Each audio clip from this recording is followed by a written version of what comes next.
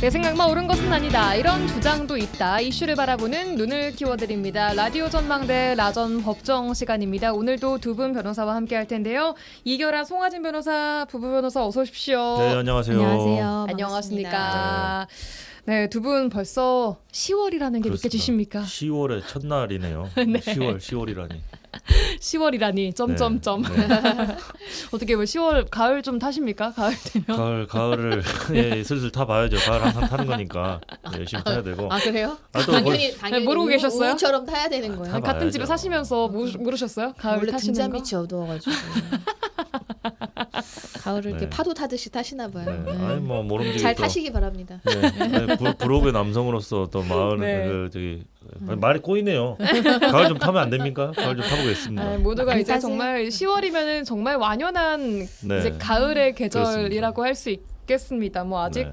뭐 기온은 완전히 가을은 또 아닌 것 같기도 하지만 그래도 이제 저는 연말이 금방 올까봐 좀 시간이 빠른 게 너무 무서워요. 그래요. 지금 또 이렇게 연휴 다음 주에 끝나면 명절 연휴가 또 다가오고 네. 그 지나면 연말이죠, 뭐 또 이제. 이제 한 살 연말이죠, 먹을 뭐. 준비 또 해야죠. 네. 와우, 시간이 정말 빠릅니다. 제가 이런 말 하면 또 들으시는 청취자분들, 저희 아버지 연매 되시는 분들이 네. 에이 내 나이 돼봐 하실 수 있겠지만 맞아요.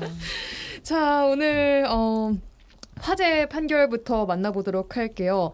화재 판결 초코파이 절도 사건입니다. 예, 뭐 이 이제 기사로 많이 이제 접하셨을 것 같아요.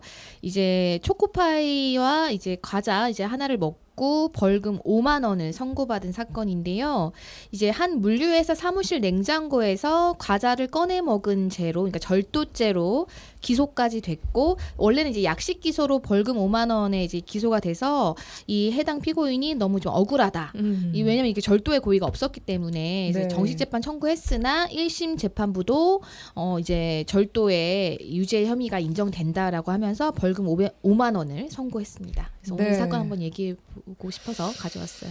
물류회사 사무실 내에 비치된 그 초코 과자 간식을 경비원이 먹었다고 절도죄로 재판을 받고 또 벌금형이 나왔습니다.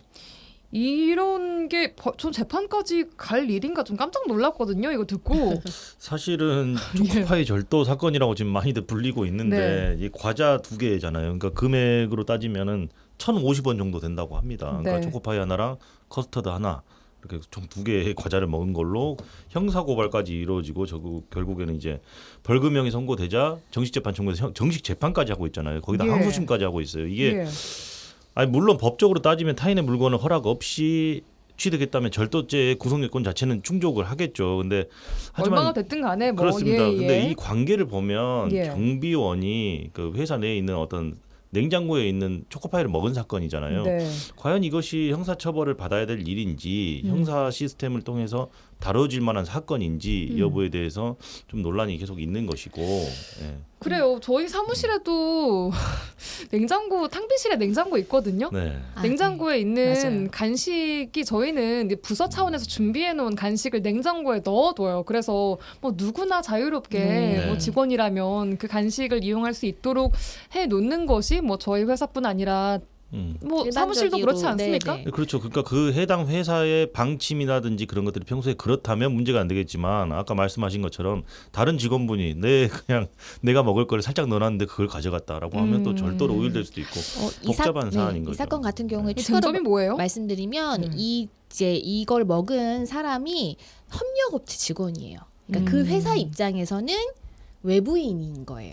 그래서 이제는 근데 이제 이 해당 피고인은 이제 본인이 억울하다고 한 것은 그 냉장고에 있는 간식에 대해서는 뭐 다른 협력업체 직원들도 먹었고 그런 게 이제 허용이 되어 왔었다. 그래서 네. 나도 그게 허용이 된다라고 알고 있었기 때문에 네. 먹은 것이다. 이거였거든요. 근데 이제 회사는 이제 결국엔 이거 회사가 이거를 고소한 거잖아요. 네. 고소 고발을 한 거잖아요.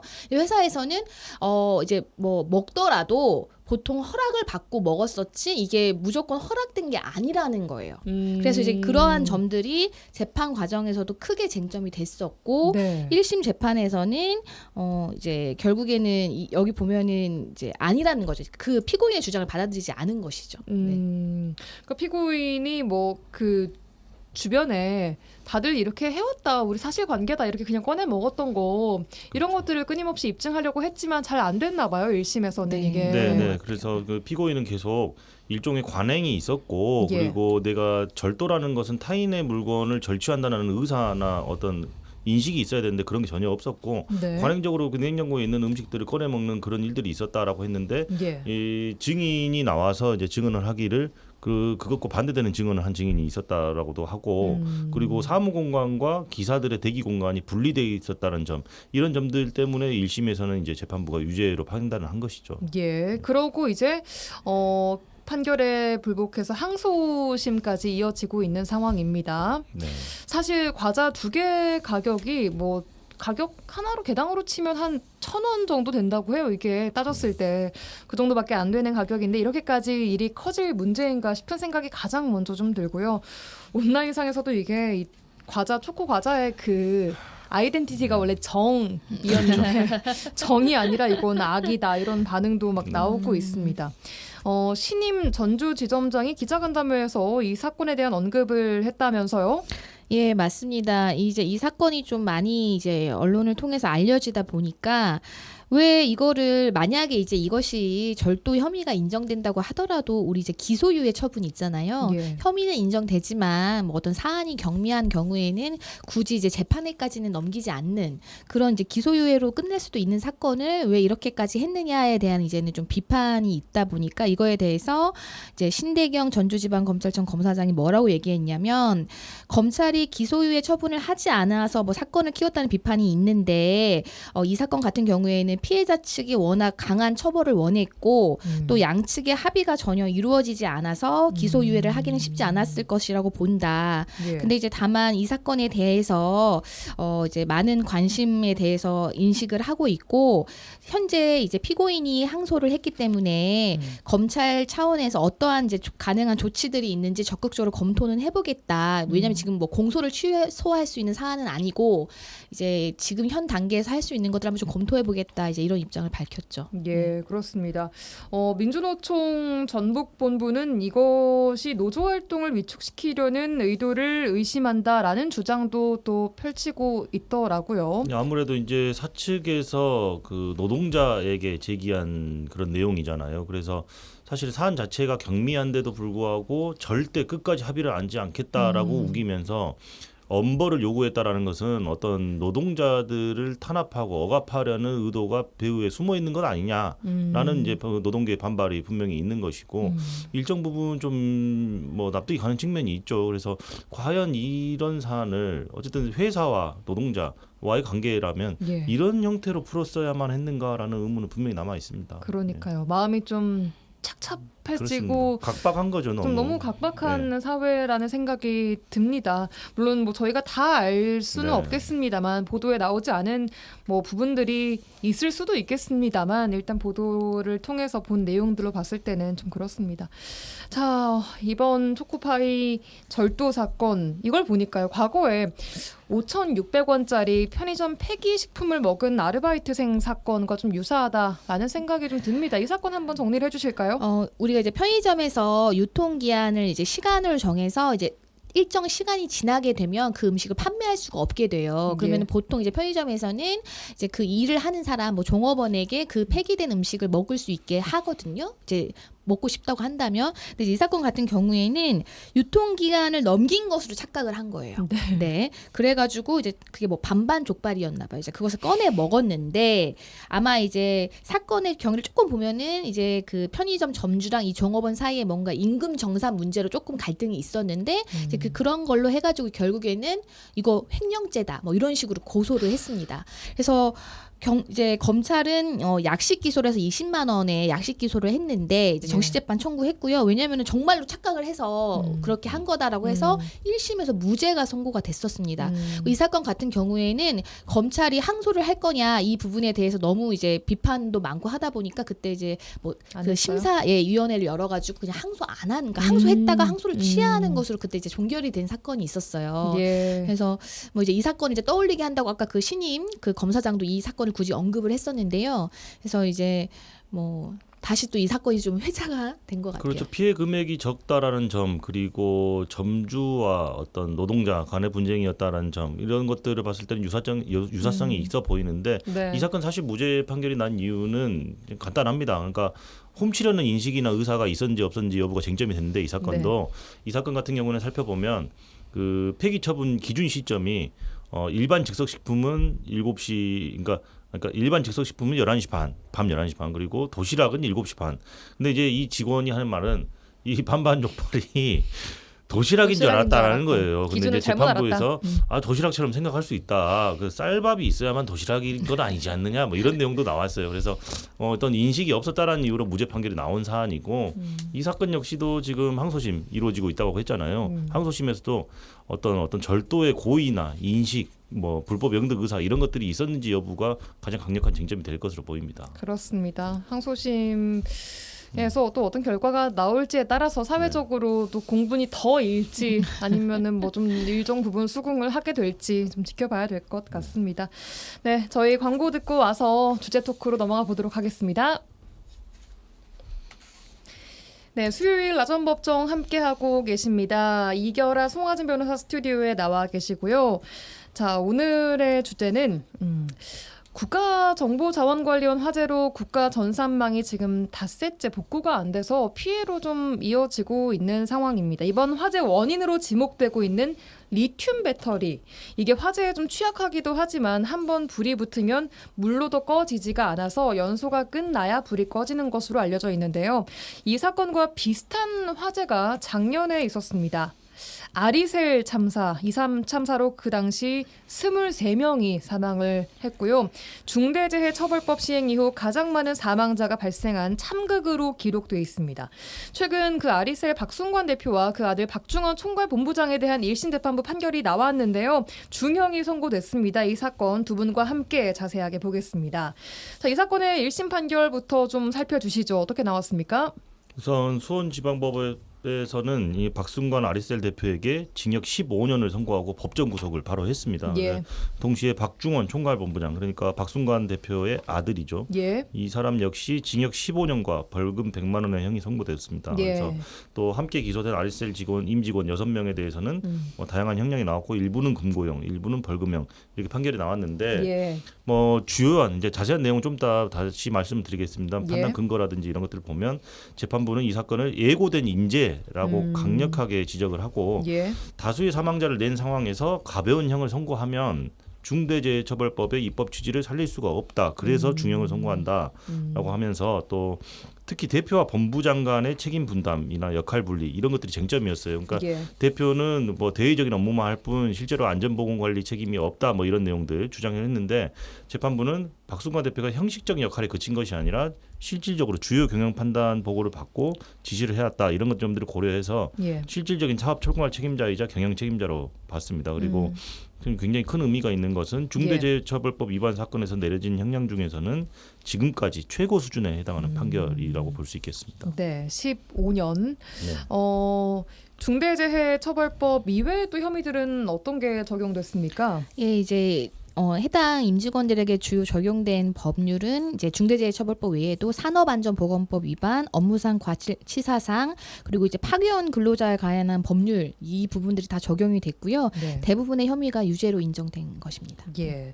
그 당시 23명이 사망을 했고 아마 또 이거 말고 다친 분들도 꽤나 네. 많고 재산 피해도 꽤 있었죠. 네, 그렇습니다. 이 화재 참사로 23명의 근로자가 목숨을 잃었고 그러니까요. 또 8명이 중경상을 입었는데요. 이 사실 이 사망자 23명 중에 다수가 또 외국인 근로자였고 많은 피해자들이 파견직 또는 비교적 근속 기간이 짧은 상태에서 사고를 당한 것으로 조사가 됐습니다. 네, 알겠습니다.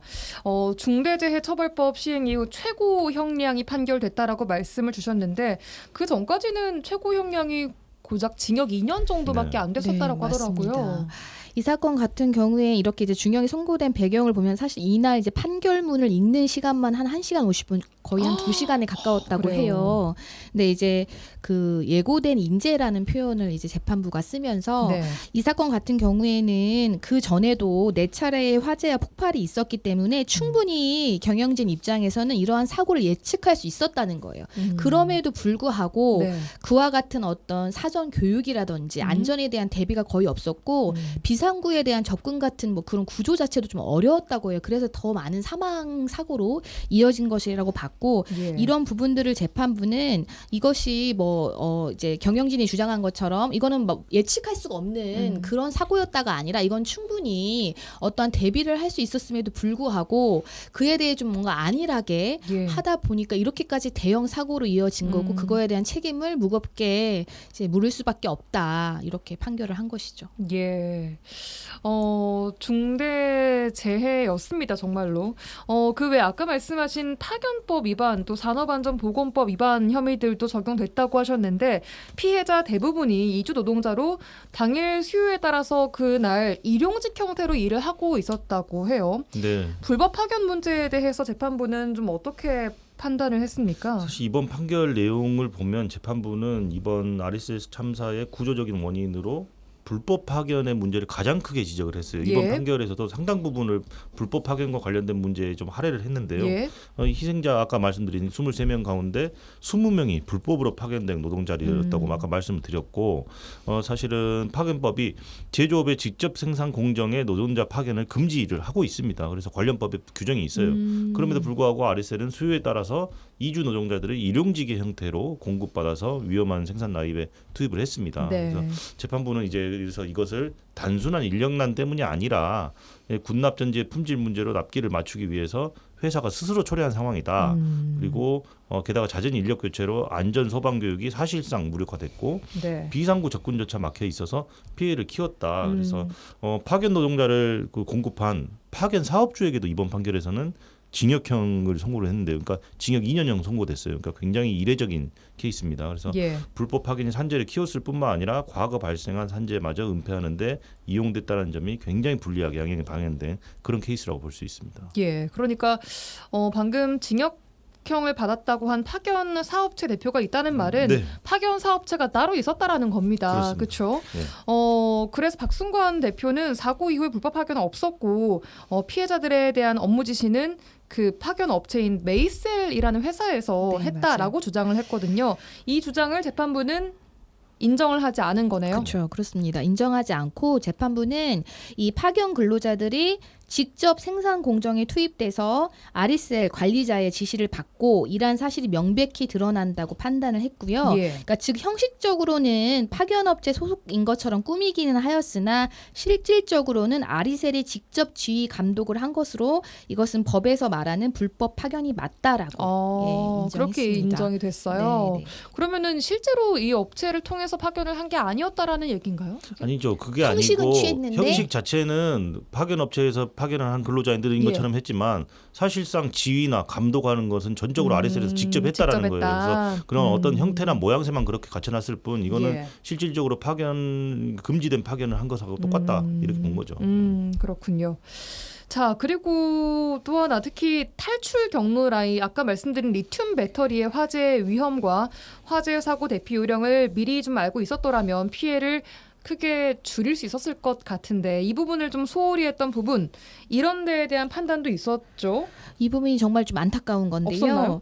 예, 이 부분에 대해서 이제 판단이 있었는데 만약에 그 해당 근로자들에게 리튬 배터리의 화재 위험성과 그리고 만약의 경우 화재가 발생했을 때 어떻게 대피해야 되는지 그리고 탈출 경로에 대한 교육이 제대로 이루어지기만 했더라도 피해를 크게 줄일 수 있었다라고 재판부 지적하면서요. 예. 그런데 실제로 보면은 RSL 같은 경우에는 파견과 이제 파견직과 일용직 노동자들이 대부분인데 그 교육이 굉장히 형식적이었고 심지어 아예 이루어지지 않은 경우도 있었고 또 대부분 외국인 근로자들의 이제 언어 문제 때문에 안전 지침조차 제대로 전달이 됐는지 그 부분이 또 문제였고요. 그다음에 이제 구조상 비상구 자체가 접근이 어려웠던 구조였던 것도 이 피해를 키운 요인으로 꼽혔습니다. 그러니까 이러한 어떤 종합적인 사정을 고려했을 때 안전 교육하고 탈출 훈련만이라도 좀 제대로 했더라면 했으면 이 피해를 그래도 최소화할 수 있었지 않았냐. 그래서 이것은 예고된 인재였다라는 이제 그런 결론을 내린 거죠. 말씀하신 대로 외국인 노동자들이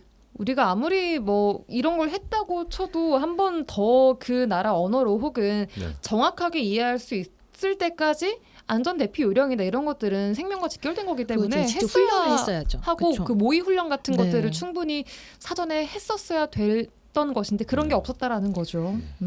참 안타깝습니다. 이번 판결 이후에 이 판결에 좀 대표는 불복한 것 같아요. 네, 바로 이틀 만에 항소를 해서 지금 항소심 예. 이제 진행될 예정이죠. 예. 이번 아리셀 참사 1심 판결이 가지는 의미, 아까 처음에 말씀하신 네. 것처럼 중대재해처벌법 이후 가장 강력한 이 처벌이라는 게 아무래도 의미가 있겠죠. 예, 그렇죠. 그래서 크게 좀 저는 두 가지 측면으로 볼 수 있을 것 같아요. 판결이 네. 의미가 있는데 첫 번째로는 경영 책임자의 범위를 명확하게 제시를 했습니다. 이게 그동안에 기업들이 흔히 뭐 바지 사장을 내세운다든지 아니면 CSO 같은 안전 담당 임원을 따로 앞세워서 실질적인 경영제 책임자는 책임을 피하고 그러니까 오히려 책임지는 사람 따로 있고 이런 형태로 가는 경우가 많았잖아요. 그래서 예. 이 재판부에서 뭐라고 했냐면 형식적인 직위가 아니라 안전 보건에 관한 최종 결정권을 가진 실질적인 권한자를 경영 책임자로 보겠다. 그래서 이름뿐인 대표이사가 아니라 실제로 회사를 장악하고 있는 사람을 책임을 지는 주체로 명확하게 하겠다라는 데에서 이제 의미가 있는 것이고 예. 아까 질문 주신 것처럼 중대재해처벌법이 그동안에 솜방망이 처벌에 그치는 것이 아니어서 그러니까 실효성이 없는 거 아니냐 이런 비판들이 많았는데 예. 사실상 실효성을 확보했다라는 지점이 있습니다. 그래서 이번 판결이 다수의 사망자가 발생한 사건에서 중형이 선고된 케이스잖아요. 그래서 입법 취지라든지 기업이 안전보다 이윤을 앞세우면 최고 경영자가 형사 책임을 진다. 이런 원칙을 확인했다라고 볼 수 있겠죠. 그래서 그런 부분에서 큰 의미가 있다고 볼 수 있겠습니다. 예, 뭐 또 노동 현장의 안전 문화가 조금 더 정착될 수 있는 계기가 됐으면 정말 진심으로 바랍니다. 그렇게 되기를. 자, 그리고 이런 참사가 난 지 불과 1년입니다. 이번에 또다시 비슷한 화재가 발생해서 다행히 인명피해는 없었습니다만 전국이 완전 마비 상황이 왔습니다. 비슷한 화재에 대한 제도적인 정비는 그동안 없었을까요? 뭐 없지는 않았죠. 이제 계속 이제 중대재해처벌법을 만든 이후에도 이거를 어떻게 이제 더 실효성 있게 그리고 어쨌든 피해가 발생하지 않아야 되기 때문에 고용노동부는 2023년 11월에도 중대재해 감축 로드맵을 발표했고 2024년도에는 또 개선 TF를 또 구성을 해서 뭐 좀 이제 계속 문제가 제기되는 뭐 처벌 요건을 어떻게 더 명확하게 할 것인지 그리고 반복해서 일어나는 다중 사망 사고에 대한 형사처벌을 어떻게 더 강화할지 그리고 제재 방식을 어떻게 개선할지에 대해서는 꾸준히 논의는 해왔어요. 예. 그런데 이제 또 그렇게 이제 작년 6월에 이렇게 큰 사고가 났었고 예. 이번에 또 이제 이런 사고가 나다 보니까 뭐 물론 다행히도 인명 피해는 없지만 예. 그래서 뭐 이번 사건에 대해서는 뭐 중대재해처벌법이 적용될 사안은 아니겠지만 예. 이제 그거에 대해서 이게 과연 제대로 되고 있는 것이냐에 대해서 이제 많은 분들이 이제 불안을 갖게 되는 거죠. 관련 법령에 대한 정비도 있어야 한다고 보십니까? 어떠세요? 당연하다고 생각을 해요. 그래서 뭐 제도 정비의 속도와 강도를 계속적으로 좀 높여야 되는 시점이라고 보이고 예.